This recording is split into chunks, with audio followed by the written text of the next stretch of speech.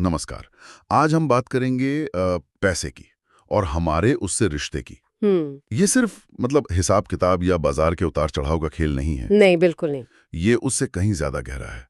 ये असल में ये मनोविज्ञान का खेल है। सही कहा। और आज हम मॉर्गन हाउसेल की किताब द साइकोलॉजी ऑफ मनी से निकले कुछ ऐसे ही दिलचस्प विचारों की गहराई में उतरेंगे। बहुत ही बेहतरीन किताब है। चलिए इस बातचीत को एक बहुत ही हैरान करने वाली सच्ची कहानी से शुरू करते हैं। अच्छा। दो लोग हैं। एक रोनाल्ड जेम्स रीड, ये एक गैस स्टेशन पर गाड़ियों में तेल भरते थे और एक स्टोर में चौकीदारी का काम करते थे। मामूली नौकरी, बिल्कुल। और दूसरे थे रिचर्ड फुस्कोन, जिन्होंने हार्वर्ड से एमबीए किया था और मेरिल लिंच जैसी बड़ी कंपनी में एक टॉप एग्जीक्यूटिव थे। मतलब जमीन आसमान का फर्क। हाँ, तो अब जरा सोचिए किसकी आर्थिक स्थिति बेहतर होगी। जाहिर है रिचर्ड फुस्कोन की, है ना? हाँ, कोई भी यही सोचेगा। लेकिन हुआ इसका ठीक उल्टा। रोनाल्ड रीड ने अपनी मामूली तनख्वाह के बावजूद जब 92 साल की उम्र में उनकी मृत्यु हुई तो उन्होंने अपने पीछे $8 मिलियन यानी लगभग 65 करोड़ रुपए की संपत्ति छोड़ी। क्या बात है। और वहीं लाखों कमाने वाले रिचर्ड फुस्कोन अपने विशाल घर और कर्जों के बोझ तले दबकर दिवालिया हो गए। ये कहानी ही इस किताब की आत्मा है। हाँ, ये हमें एक बहुत जरूरी सच बताती है कि पैसा मैनेज करना इस बात पर कम निर्भर करता है कि आप कितने होशियार हैं, और इस बात पर ज्यादा कि आप व्यवहार कैसे करते हैं। बिल्कुल। ज्ञान और व्यवहार की इस लड़ाई में पैसे के मामले में व्यवहार लगभग हमेशा जीतता है। रिचर्ड फुस्कोन के पास दुनिया का सारा ज्ञान था, पर उनका व्यवहार वो उन्हें ले डूबा। और रोनाल्ड रीड, उन्होंने कुछ बहुत ही सरल काम किया, बचत करना और निवेश करना, और ये उन्होंने अविश्वसनीय रूप से लंबे समय तक धैर्य के साथ किया। तो ज्ञान सब कुछ नहीं है। नहीं, असल में वित्तीय ज्ञान बिना सही व्यवहार के एक बहुत तेज रफ्तार वाली गाड़ी की तरह है जिसमें स्टीयरिंग व्हील ही नहीं है। वाह। आप जानते हैं कि आपको कहाँ जाना है, पर आप पहुंचेंगे दीवार में ही। वाह, क्या जबरदस्त उपमा है। बिना स्टीयरिंग व्हील वाली तेज गाड़ी। और ये हमें सीधे किताब के पहले और सबसे क्रांतिकारी विचार पर लाती है। कौन सा? पैसे के मामले में कोई भी पागल नहीं है। हाँ, ये सुनने में पहली बार में तो थोड़ा अजीब लगता है। बहुत अजीब। क्योंकि हम सब अपने आसपास लोगों को और कभी-कभी तो खुद को भी पैसों से जुड़े बड़े अजीब फैसले लेते हुए देखते हैं। सही बात है। इसे समझने के लिए चलिए दो दोस्तों राज और समीर की कहानी लेते हैं। ठीक है। राज ने बचपन में अपने पिता को 1990 के दशक के आर्थिक संकट में दिवालिया होते देखा। उसने घर में वो तनाव और पैसों की किल्लत को महसूस किया। बहुत मुश्किल दौर था वो। तो आज राज के लिए पैसे का मतलब सिर्फ और सिर्फ सुरक्षा है। वो अपनी तनख्वाह का 50% बचाता है, चाहे कुछ भी हो जाए। अच्छा। दूसरी तरफ है समीर। उसके पिता की एक स्थिर सरकारी नौकरी थी, घर में कभी पैसे की कमी नहीं हुई। तो उसके लिए पैसा अलग मायने रखता होगा। बिल्कुल। उसके लिए पैसा अनुभव और आनंद है। वो घूमने फिरने और नई चीजें आजमाने पर दिल खोलकर खर्च करता है। अब सवाल यह है कि इनमें से कौन सही है और कौन गलत। यही तो इस किताब की खूबसूरती है। वो कहती है कि कोई भी नहीं, कोई भी गलत नहीं। नहीं, दोनों अपनी अपनी जगह पर बिल्कुल सही हैं। कोई भी पागल नहीं है। हमारे वित्तीय निर्णय वो स्प्रेडशीट या किताबों से नहीं बनते। तो फिर किससे बनते हैं? हमारे व्यक्तिगत अनुभवों से। हम कहाँ पैदा हुए, हमारे माता पिता का पैसे के साथ कैसा रिश्ता था, हमने कौन सा आर्थिक दौर देखा, ये सब। जैसे देखिए, जो व्यक्ति 1970 के दशक में बड़ी महंगाई के दौर में बड़ा हुआ, वो हमेशा कैश रखने से डरेगा, क्योंकि उसने देखा है कि कैसे महंगाई बचत को खा जाती है। बिल्कुल। और जो 2008 की मंदी के बाद बाजार में आया, वो शायद शेयर बाजार पर पूरी तरह भरोसा करने में हमेशा थोड़ा हिचकिचाएगा। हम सब दुनिया को अपने अनुभवों के एक बहुत ही छोटे से चश्मे से देखते हैं। हाँ, ये तो सोचने पर मजबूर कर देती है। जिसे मैं किसी का खराब वित्तीय फैसला समझ रहा था, हो सकता है वो उसके अनुभव के हिसाब से बिल्कुल सही हो। लेकिन अगर सब अपनी जगह सही हैं, तो क्या इसका मतलब यह है कि वित्तीय सलाह जैसी कोई चीज होनी ही नहीं चाहिए? नहीं नहीं, ऐसा नहीं है। बहुत अच्छा सवाल है।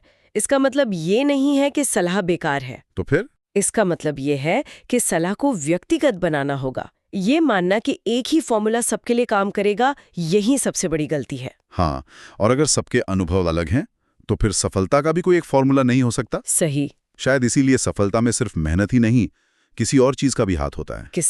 किस्मत। बिल गेट्स की कहानी को ही लीजिए। वो एक जीनियस हैं, इसमें कोई शक नहीं। कोई शक नहीं। लेकिन ये भी एक सच है कि 1968 में वो अमेरिका के उन गिने चुने हाई स्कूलों में से एक में पढ़ते थे जहां एक कंप्यूटर था। हाँ, ये बात बहुत कम लोग जानते हैं। दुनिया में कुछ 100 बच्चों में से एक जिनके पास ये मौका था। तो अब ये किस्मत थी या हुनर? जाहिर है ये दोनों का एक असाधारण मेल था। और यहीं पर एक बहुत बड़ा मनोवैज्ञानिक जाल है। कैसा जाल? जब हम सफल होते हैं तो हम इसका 100% श्रेय अपनी मेहनत और हुनर को देते हैं। हाँ, होता है ऐसा। इससे हम अति आत्मविश्वासी हो जाते हैं और भविष्य में जरूरत से ज्यादा जोखिम लेने लगते हैं। और जब हम असफल होते हैं तो सारा दोष बुरी किस्मत पर डाल देते हैं, जिससे हम अपनी गलतियों से कुछ सीखते ही नहीं। बिल्कुल। असली ज्ञान इसी संतुलन को समझने में है। एक बहुत अच्छी बात कही गई है, जब चीजें अच्छी चल रही हों तो विनम्र रहें, और जब ना हो तो खुद को माफ करना सीखें। और इसी विनम्रता से एक और जादुई कॉन्सेप्ट जुड़ा है, कंपाउंडिंग, चक्रवृद्धि। हाँ, वॉरेन बफेट की कहानी तो अविश्वसनीय है। आज उनकी लगभग $100 बिलियन की संपत्ति में से 97% संपत्ति 65 साल की उम्र के बाद बनी है। सोचिए, 97%, मतलब उनकी ज्यादातर दौलत तब बनी जब वो रिटायरमेंट की उम्र पार कर चुके थे। अगर हम इसे बड़े परिप्रेक्ष्य में देखें तो बफेट की सफलता का असली राज सिर्फ एक अच्छा निवेशक होना नहीं है। तो फिर क्या है? बल्कि लगभग 75 सालों तक एक अच्छा निवेशक बने रहना है। यही सबसे मुश्किल हिस्सा है, टिके रहना। हाँ, कंपाउंडिंग का असली जादू समय है, रकम नहीं। ये धैर्य का खेल है। शुरू में इसके परिणाम इतने छोटे दिखते हैं कि तो लगता है कुछ हो ही नहीं रहा। हाँ, पहले साल 1 लाख पर 12% से 12,000 का फायदा बहुत आकर्षक नहीं लगता, लेकिन अगर आप उसे 30 साल तक छोड़ दें तो वही 1 लाख बिना कुछ किए 30 लाख बन जाता है। ये समय का जादू है जो उन लोगों को मिलता है जो टिके रहते हैं। और धैर्य की बात चली है तो एक और मुश्किल सवाल पर आते हैं। हमें कब रुकना चाहिए? मतलब गोल पोस्ट को आगे बढ़ाते रहने की इच्छा, ये बहुत खतरनाक हो सकती है। हाँ, बिल्कुल। रजत गुप्ता की कहानी इसका एक दुखद उदाहरण है। IIT और हार्वर्ड से ग्रेजुएट, दुनिया की सबसे प्रतिष्ठित कंसल्टिंग फर्म मैकिन्जी के मैनेजिंग डायरेक्टर, $100 मिलियन की संपत्ति। उनके पास वो सब कुछ था जिसका लोग सपना देखते हैं। फिर भी वो इनसाइडर ट्रेडिंग के घोटाले में पकड़े गए, जेल गए और अपनी प्रतिष्ठा, पैसा सब कुछ खो दिया। क्यों? क्योंकि उन्हें ये नहीं पता था कि पर्याप्त या इनफ क्या होता है। ये एक बहुत ही आम मनोवैज्ञानिक जाल है। इसे हेडोनिक ट्रेडमिल कहते हैं। Hedonic treadmill. हाँ, जैसे आप ट्रेडमिल पे भागते तो हैं पर पहुंचते कहीं नहीं। ठीक वैसे ही हमारी कमाई बढ़ती है पर खुशी का स्तर वहीं का वहीं रहता है, क्योंकि हमारी इच्छाएं भी साथ साथ भागने लगती हैं। बिल्कुल। पर्याप्त को परिभाषित करना एक आंतरिक कौशल है, और इसका सबसे अच्छा तरीका है सामाजिक तुलना से बचना। दूसरों से अपनी तुलना करना बंद करना। हाँ, हमेशा कोई ना कोई आपसे ज्यादा अमीर होगा। ये एक ऐसा खेल है जिसे आप कभी जीत नहीं सकते। तो फिर क्या करना चाहिए? उन अमूल्य चीजों को पहचानना जरूरी है जिन्हें पैसे के लिए कभी जोखिम में नहीं डालना चाहिए, जैसे आपकी प्रतिष्ठा, आपकी आजादी, आपके रिश्ते, आपकी मन की शांति। हाँ, और यहीं पे अमीर बनने और अमीर बने रहने के बीच का अंतर समझना बहुत जरूरी हो जाता है ना? हाँ, ये दो बिल्कुल अलग अलग कौशल हैं। जेसी लिवरमोर की कहानी याद आती है, जो 1929 की महामंदी में $100 मिलियन कमाने के बाद भी दिवालिया और निराश होकर मरा। वो अमीर बनना जानता था पर अमीर बने रहना नहीं। इनमें फर्क क्या है? देखिए, इन दोनों के लिए जो कौशल चाहिए वो एक दूसरे के लगभग विपरीत हैं। अच्छा। अमीर बनने के लिए आपको जोखिम लेना पड़ता है, आक्रामक होना पड़ता है और बहुत आशावादी होना पड़ता है। और अमीर बने रहने के लिए आपको जोखिम का प्रबंधन करना पड़ता है, विनम्र होना पड़ता है और थोड़ा सा संशयवादी या कहें कि पैरानॉइड होना पड़ता है। मतलब हमेशा ये सोचना कि कल क्या गलत हो सकता है। हाँ, और अमीर बने रहने का एक और महत्वपूर्ण पहलू है गलतियों की गुंजाइश रखना, जिसे रूम फॉर एरर कहते हैं। गलतियों की गुंजाइश, ये क्या है? इसे थोड़ा और समझाइए। इसका मतलब है कि आपकी वित्तीय योजना इतनी कसी हुई या टाइट ना हो कि एक छोटी सी गलती, जैसे बाजार का 20% गिरना या नौकरी छूटना, हाँ, और वो आपको पूरी तरह से बर्बाद कर दे। ये आपके फाइनेंशियल प्लान में एक सेफ्टी नेट की तरह है। यह मानना कि भविष्य का अनुमान लगाना संभव है, मूर्खता है।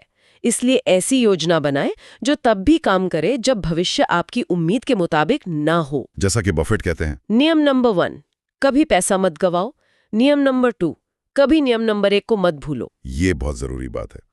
अब एक और दिलचस्प विचार पर आते हैं जो हमारी सोच को चुनौती देता है। बताइए। वो है, आपकी महंगी कार से कोई प्रभावित नहीं होता। हाँ, ये तो बहुत कड़वा सच है। जरा सोचिए, जब कोई सड़क पर 80 लाख की BMW देखता है तो वो ये नहीं सोचता, वाह, इस कार का मालिक कितना सफल व्यक्ति होगा। नहीं, वो क्या सोचता है? वो सोचता है, काश मेरे पास भी ये कार होती तो लोग मुझसे कितने प्रभावित होते। मतलब हम असल में वस्तु की प्रशंसा कर रहे होते हैं, व्यक्ति की नहीं। बिल्कुल, ये एक बहुत बड़ा विरोधाभास है। और ये हमें असली दौलत को परिभाषित करने में मदद करता है।